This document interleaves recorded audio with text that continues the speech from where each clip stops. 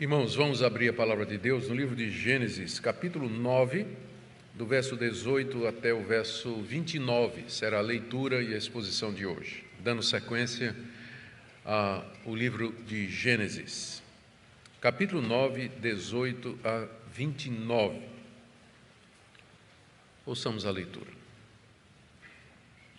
Os filhos de Noé que saíram da arca foram Sem, Cã e Jafé. Cã é o pai de Canaã. Esses três são os filhos de Noé, e a partir deles se povoou toda a terra. Sendo Noé agricultor, passou a plantar uma vinha. Bebendo do vinho, embriagou-se e ficou nu dentro da sua tenda. Cã, pai de Canaã, vendo a nudez do pai, foi contar isso aos seus dois irmãos, que estavam do lado de fora. Então Sem e Jafé pegaram uma capa, puseram-na sobre os seus próprios ombros e, andando de costas e com os rostos desviados, cobriram a nudez do pai, sem que a vissem. Quando Noé despertou do seu vinho, soube o que o filho mais moço havia feito. Então disse: Maldito seja Canaã, seja servo dos servos para os seus irmãos. E continuou: Bendito seja o Senhor, Deus de Sem, e Canaã lhe seja servo. Que Deus engrandeça Jafé, e que ele habite nas tendas de Sem, e Canaã lhe seja servo. Noé, depois do dilúvio, viveu ainda 350 anos. Todos os dias de Noé foram 950 anos e morreu. Até aqui a leitura da palavra de Deus. Oremos mais uma vez, queridos, pedindo a iluminação do Espírito Santo. Pai, abra os nossos olhos para que vejamos as maravilhas da Tua lei, como orou o salmista. Pedimos, nosso Pai, que Teu Espírito descubra os olhos do nosso entendimento. Nós queremos entender essa passagem e saber o que ela representa para nós hoje. Nós oramos que o Senhor aplique a cada coração de acordo com a necessidade. Instrui, ó Deus, o Teu povo na Tua palavra, para a Tua glória, para a nossa alegria. Em nome de Jesus. Amém.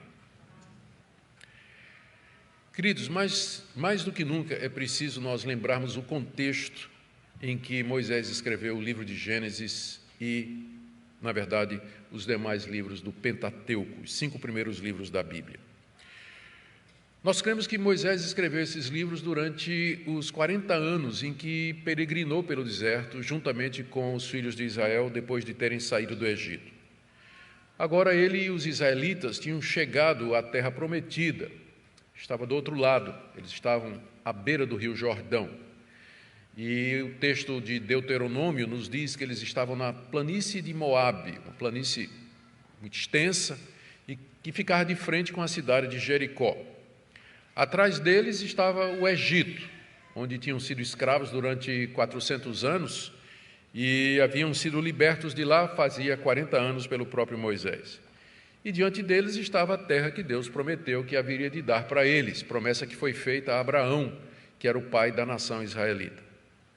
Àquela altura, a terra de Canaã, que eles podiam ver do outro lado do Jordão, era habitada por 7 nações, mais fortes, mais numerosas, mais poderosas e militarmente mais bem preparadas do que eles. Eram os heteus, girgazeus, amorreus, cananeus, ferezeus, heveus e jebuseus. Esses povos, eles eram descendentes de Cã, o filho mais moço de Noé, que já foi mencionado no texto várias vezes, e haviam se desviado completamente do Deus de Noé, de tudo aquilo que haviam aprendido através de Noé. Haviam se tornado idólatras, violentos, imorais e já estavam habitando na terra de Canaã fazia alguns séculos. Agora tinha chegado a hora de Israel, os filhos de Sem, irmão de Canaã, atravessar o rio, iniciar a guerra contra eles, desapossá-los de lá, desalojá-los e tomar posse daquela terra que Deus havia prometido. É por isso que Moisés reúne os israelitas ali em assembleia, na planície de Moabe, e preparando-os para a guerra, reconta como tudo começou. No princípio, Deus criou todas as coisas. Esse é o nosso Deus, por isso Ele pode nos dar essa terra, porque Ele é dono de toda a terra, foi Ele que fez. Ele não está cometendo injustiça, ele faz o que ele deseja. Ele conta a história da queda, conta a história da aliança, da promessa que Deus fez, da descendência da mulher, fala da linhagem fiel dos setitas, fala do grande dilúvio que aconteceu como castigo de Deus, porque as linhagens se misturaram. E agora ele chega à história dos filhos de Noé, um episódio particularmente importante para que os israelitas entendessem por que é que Deus estava dando aquela terra que já estava habitada pelos cananeus para eles, e porque Deus haveria de dar a vitória contra aquelas nações mais numerosas e mais fortes. Lembrando que sempre o alvo de Moisés é realinhar o pensamento dos israelitas, a visão de Deus da história, do mundo, do homem, da redenção, prepará-los para vencer, enfrentar e vencer esses inimigos mais fortes, e também preveni-los contra as crenças e os costumes dos cananeus. Daí esses discursos de Moisés diante do povo, como aquelas palavras de encorajamento que o general faz para os seus soldados antes de mandá-los para a guerra. O episódio que nós lemos aqui, que faz parte de tudo que Moisés contou para o povo de Israel, envolve os 3 filhos de Noé, episódio que vai marcar todo o restante da história da redenção, até chegar aquele momento crítico da tomada da terra. Tudo indica que esse episódio aqui que nós lemos, ele aconteceu algum tempo depois que Noé e sua família haviam saído da arca. Eles já tinham se estabelecido na terra, eles já tinham se organizado em um clã familiar. Os 3 filhos de Noé já tinham tido os seus próprios filhos e tinham iniciado uma sociedade agrícola, com as famílias morando em tendas e vivendo próximas umas das outras. Vamos ver agora, então, os 5 pontos que nós temos no texto e que descrevem esse episódio. Primeiro, a relação dos filhos de Noé e sua importância, está aí do verso 18 a 19. Depois, o relato do pecado de Noé, do verso 20 a 21. Depois, a reação dos filhos de Noé diante do pecado do pai, 22 a 23. A profecia que Noé fez, com base na reação dos filhos, de 24 a 27, e o relato da morte de Noé, do verso 28 até o verso 29. Que Deus nos conceda graça para vermos a importância desse texto e aprendermos com ele, trazermos lições preciosas para os nossos dias. Primeiro, Moisés relembra o nome dos 3 filhos de Noé e a importância deles, verso 18 e 19. Os filhos de Noé que saíram da arca foram Sem, Cã e Jafé. Cã é o pai de Canaã. Esses 3 são os filhos de Noé e a partir deles se povoou toda a terra. Eles são identificados pela 4ª vez. Se você prestou atenção até agora, na exposição de Gênesis, essa é a 4ª vez que os filhos de Noé são identificados por nome. Eles são Sem, Cã e Jafé. Essa ordem aí não significa ordem de nascimento, porque, na verdade, Cã é o mais moço. A gente não sabe por que Moisés escreveu assim, Sem, Cã e Jafé. Pela lógica, seria Sem, Jafé e Cã, já que Cã é o mais novo. Mas a gente não sabe por que Cã está no meio aí. E Moisés faz um destaque que ele vai repetir pelo menos mais uma vez, que está aí no verso 18. Ele identifica Cã como pai de Canaã. Como pai de Canaã. Ele faz isso aqui e no verso 22. E com isso ele antecipa o que é que vai acontecer com Canaã, que é filho de Cã, que vai ser objeto da maldição de Noé mais adiante. Canaã era um dos 4 filhos de Cã. O nome dos 4 filhos aparece no capítulo 10, no verso 6, e são Cuxi, Mizraim, Puti e Canaã. Foi através de Cã, o filho mais moço de Noé, que vieram os povos que tinham uma longa história com Israel: os assírios, os egípcios, os filisteus, os babilônicos. Esses povos sempre foram inimigos de Israel e eles são filhos de Cã. São filhos de Cã.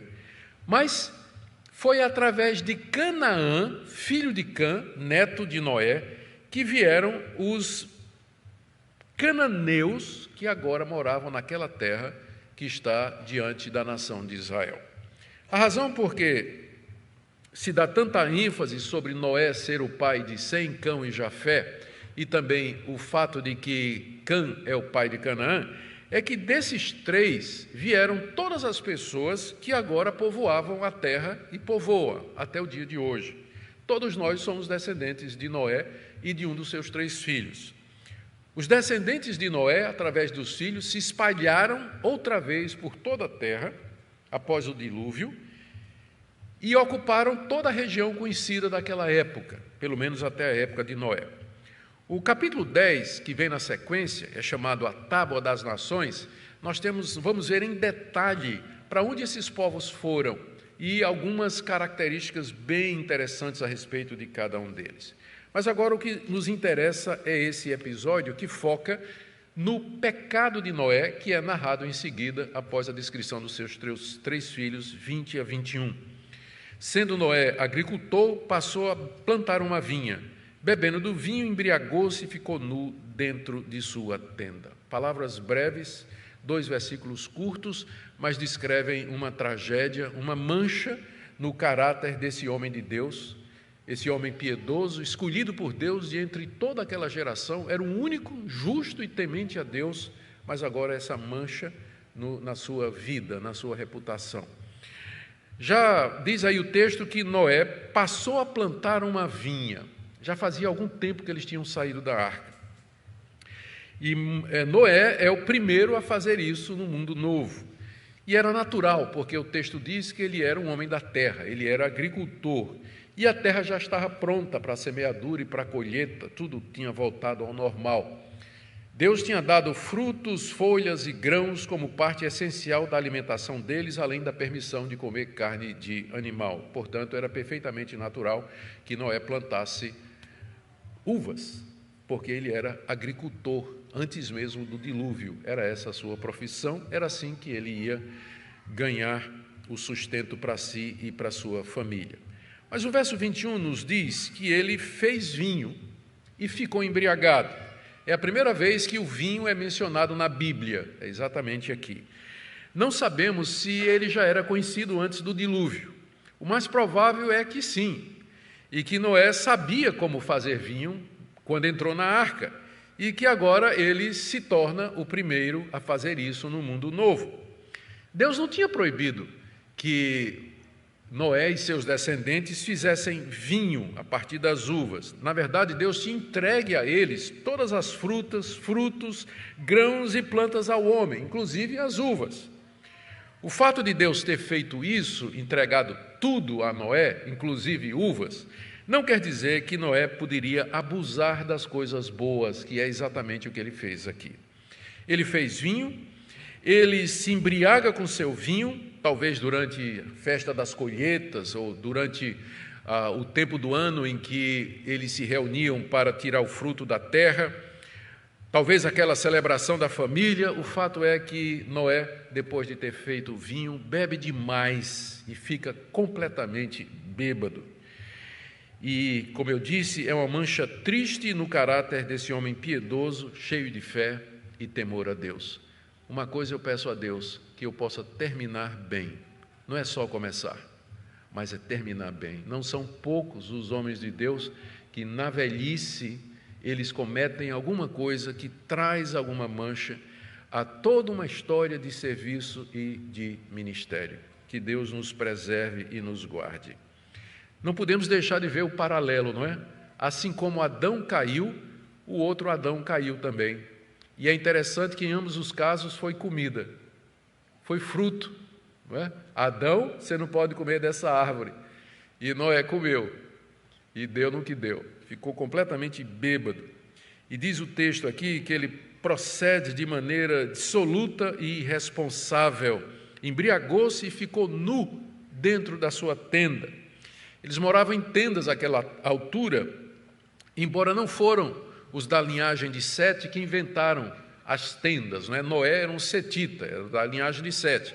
Mas quem criou as tendas foram os cainitas, exatamente Jabal, capítulo 4, verso 20 de Gênesis.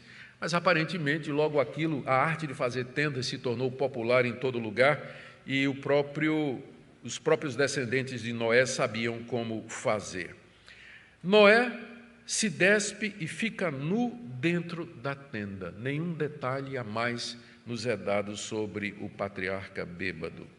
E agora vem o terceiro ponto do relato, a reação dos filhos de Noé diante do pecado do pai, verso 22 a 23.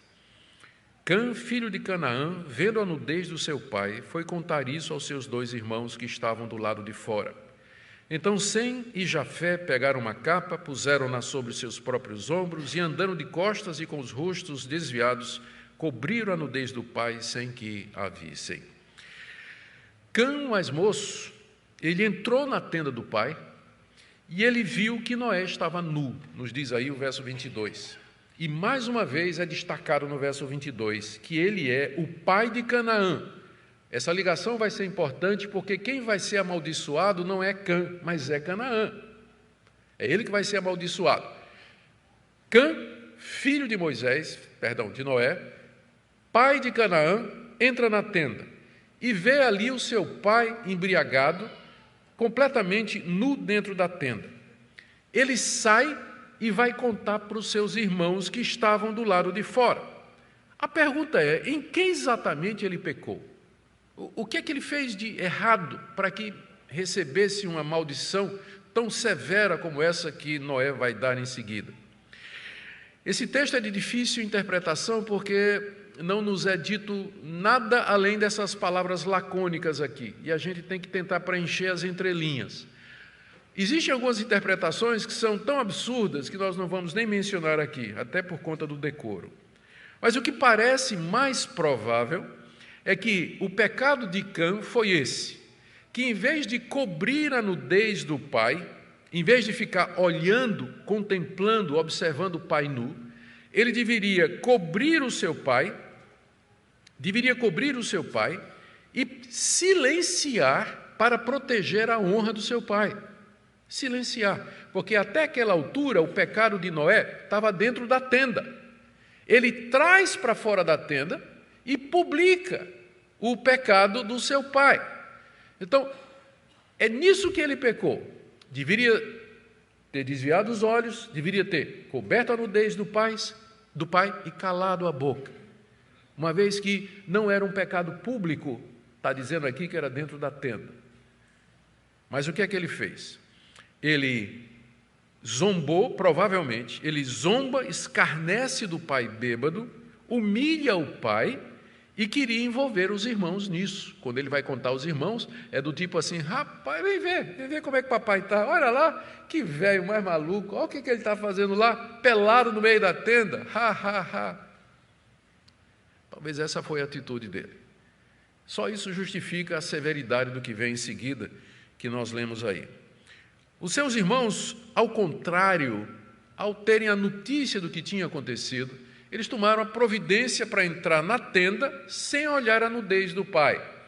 Eles olharam de lado, colocaram uma capa nos ombros, se aproximaram do pai e, sem olhar a sua nudez, o cobriram.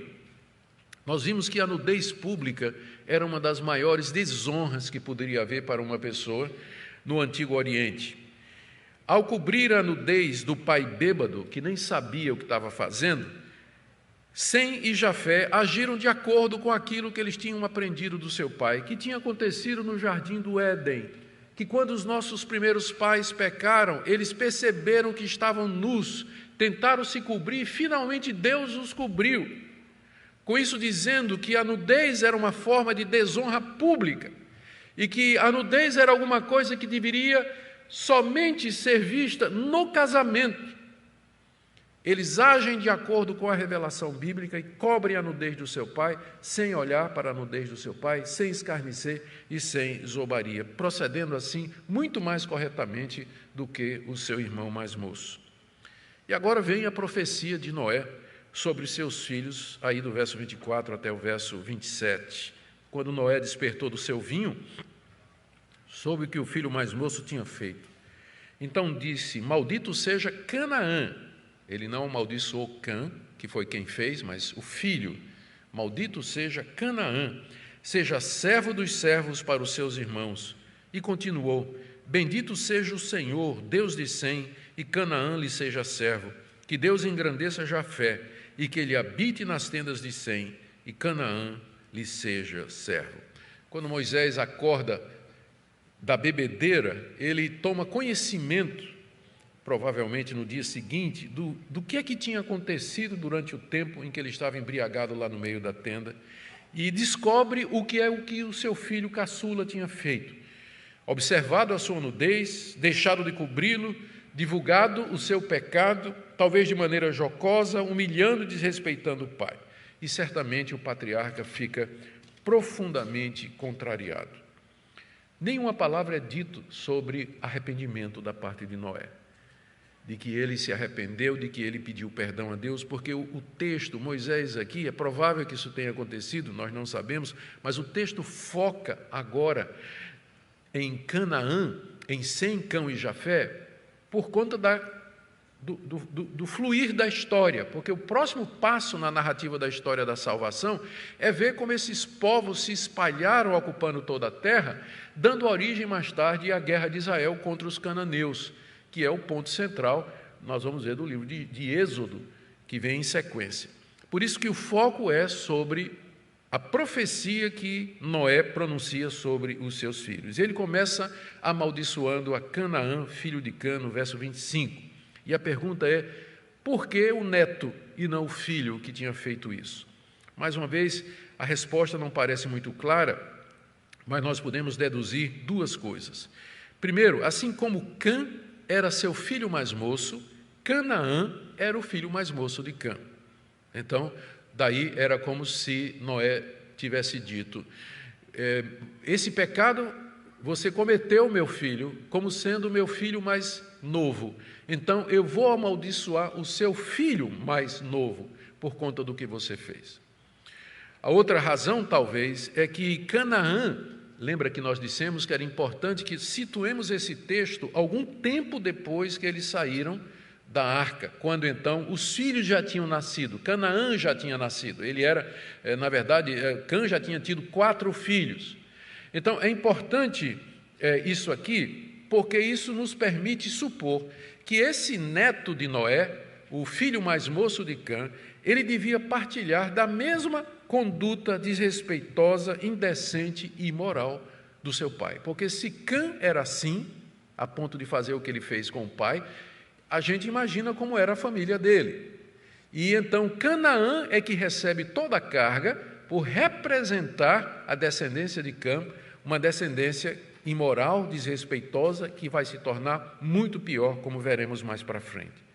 E o que Noé diz é que Canaã, o filho de Cã, será como um escravo de escravos para os irmãos de seu pai, para Sem e Jafé.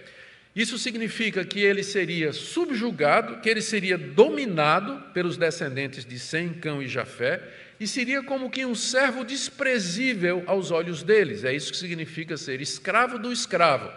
Ser escravo já era uma posição humilhante, agora imagine o escravo do escravo.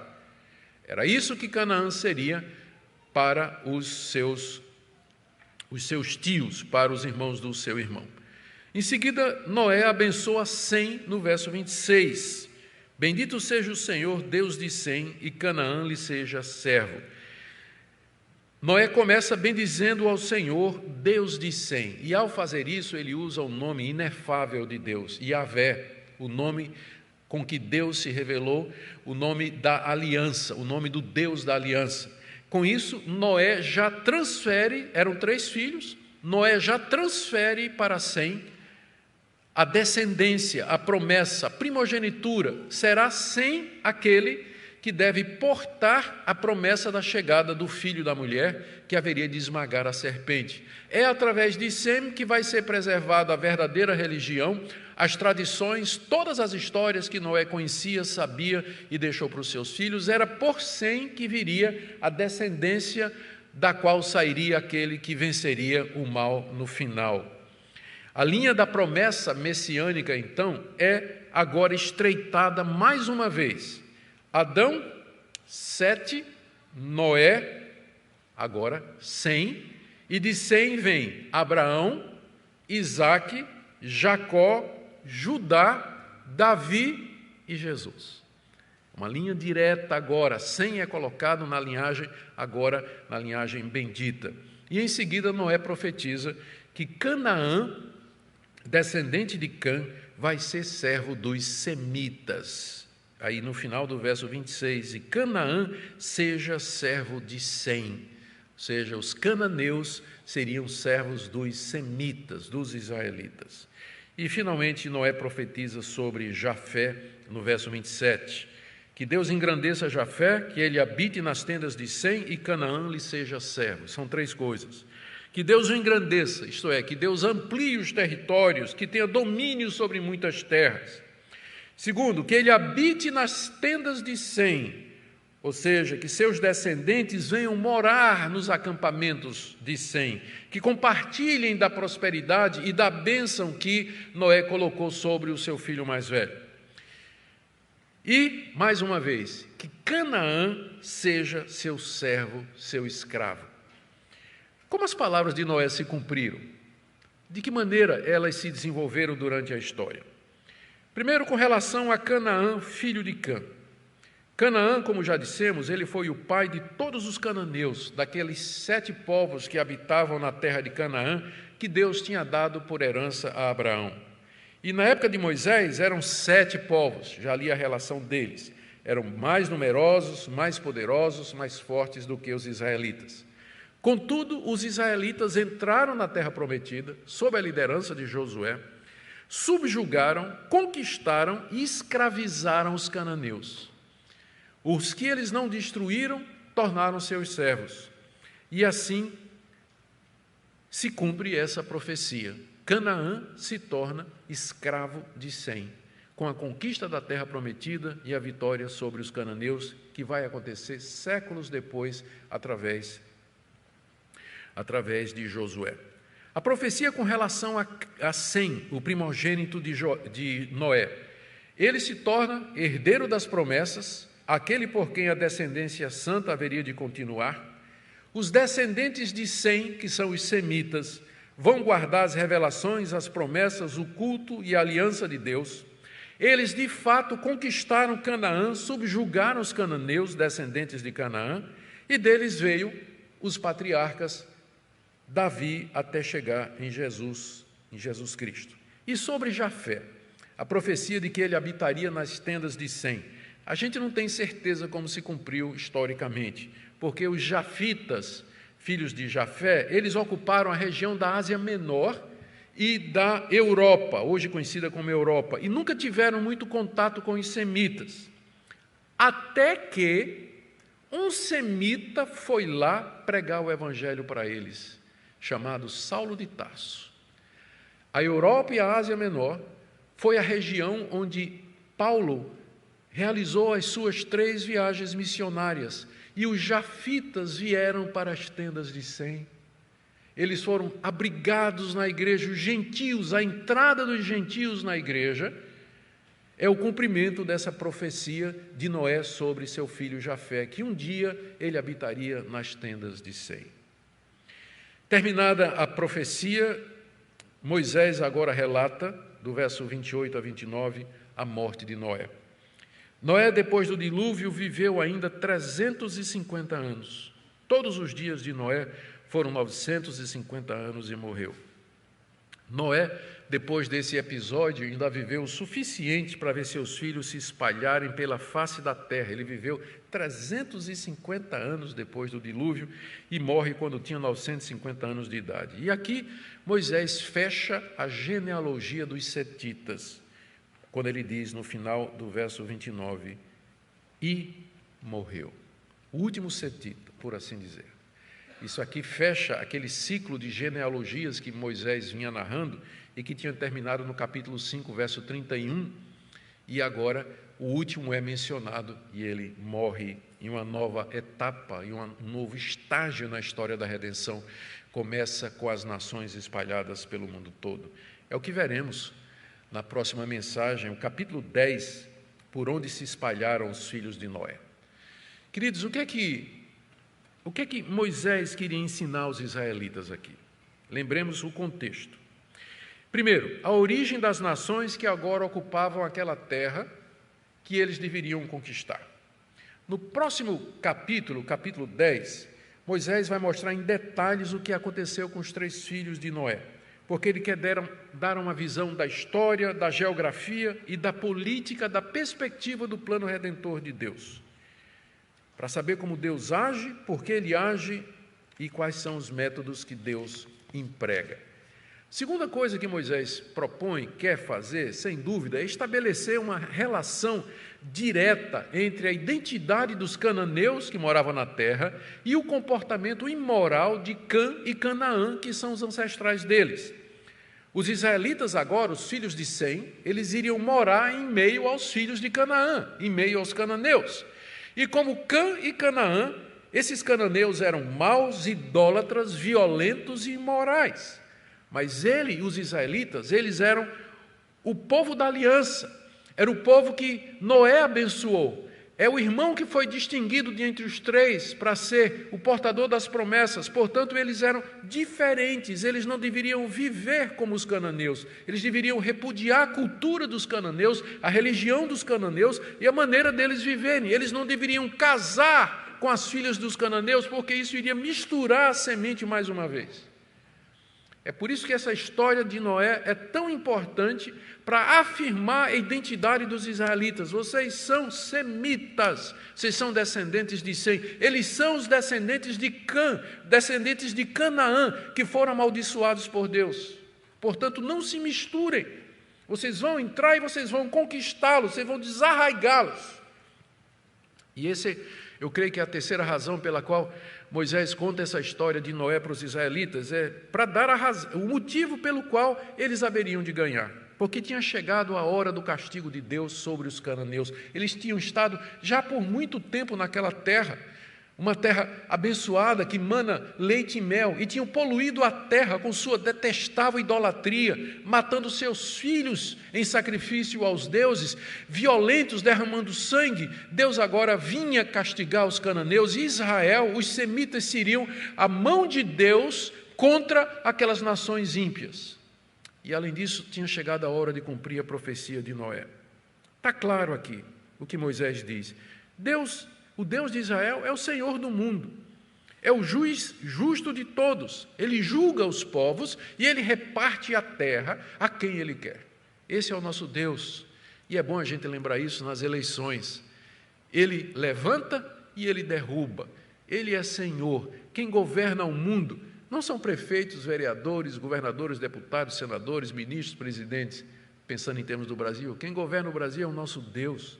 E Ele está conduzindo a história conforme o seu querer e a sua vontade. Eu quero terminar com algumas aplicações práticas para nós aqui. Em termos práticos, o que é que isso pode nos trazer? Primeiro, uma palavrinha para você que está aqui nessa manhã, ou você que está nos seguindo pela internet, e que tem uma visão otimista da natureza humana. Eu sei que é muito popular isso.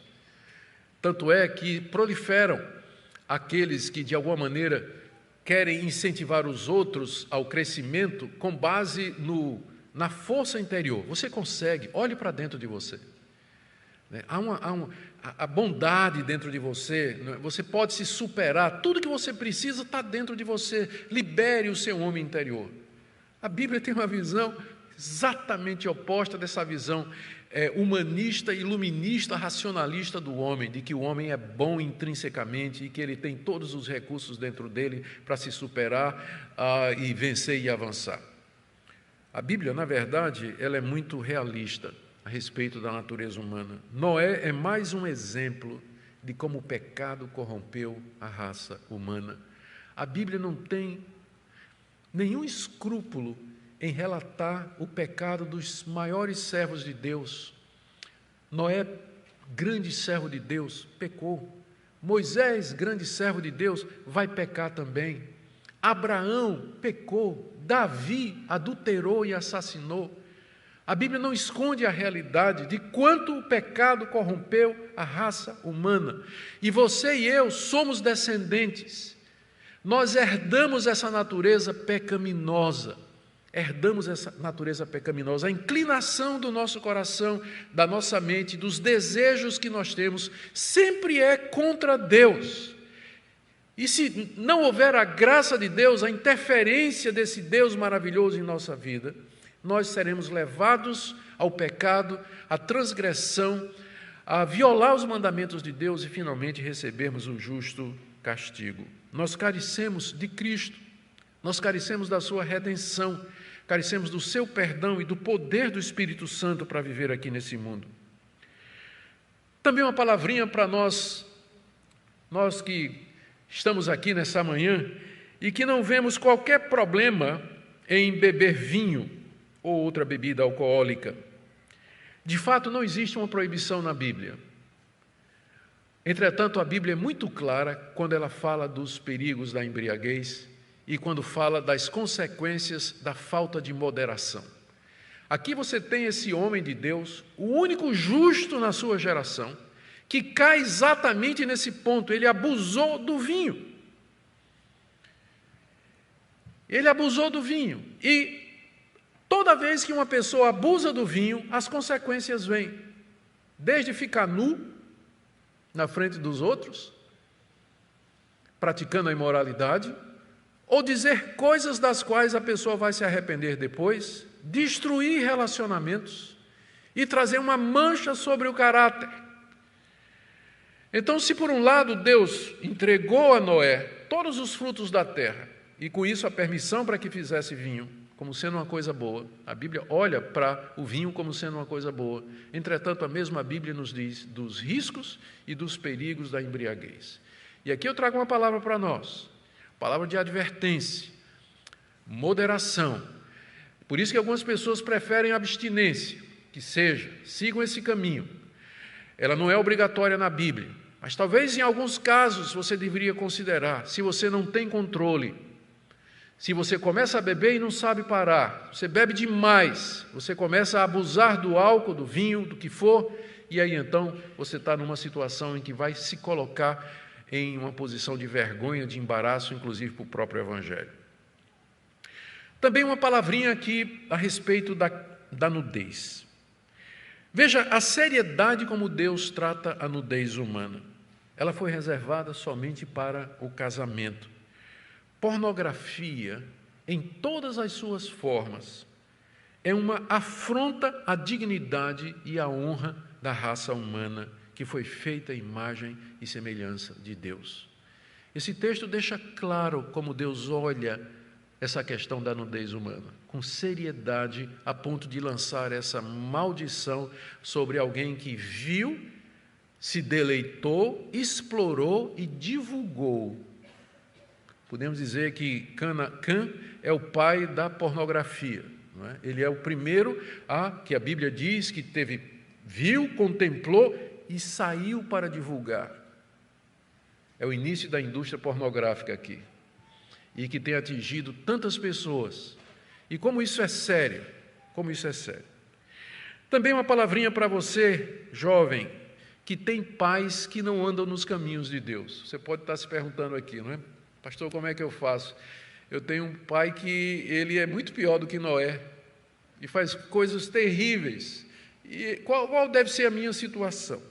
Eu creio que o texto ensina o seguinte: você não precisa concordar com os atos e palavras dos seus pais.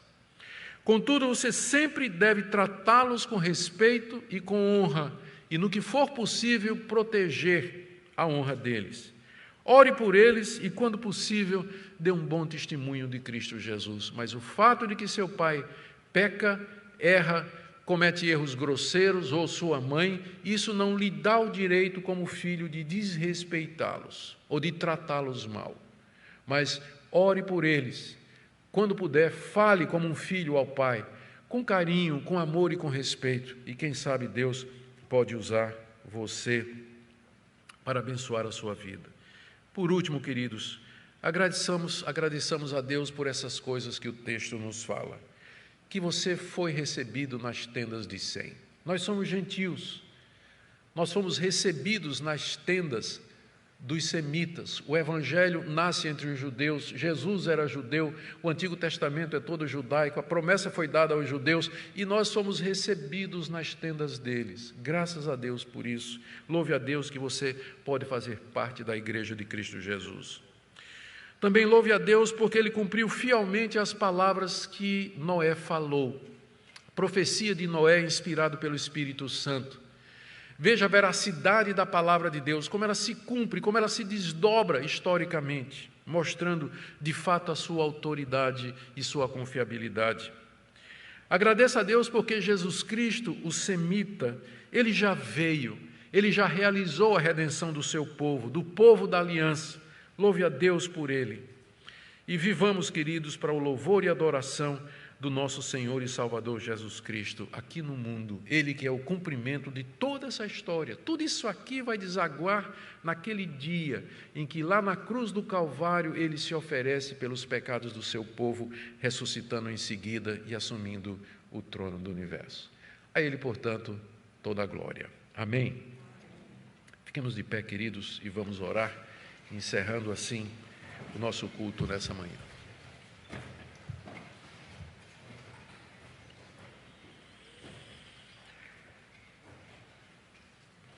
Senhor, nós te damos graças pela fidelidade da Tua palavra, te damos graças porque mesmo em meio à desgraça causada pelo pecado de Noé, o Senhor usou tudo aquilo para levantar Sem como sendo o continuador da linhagem santa.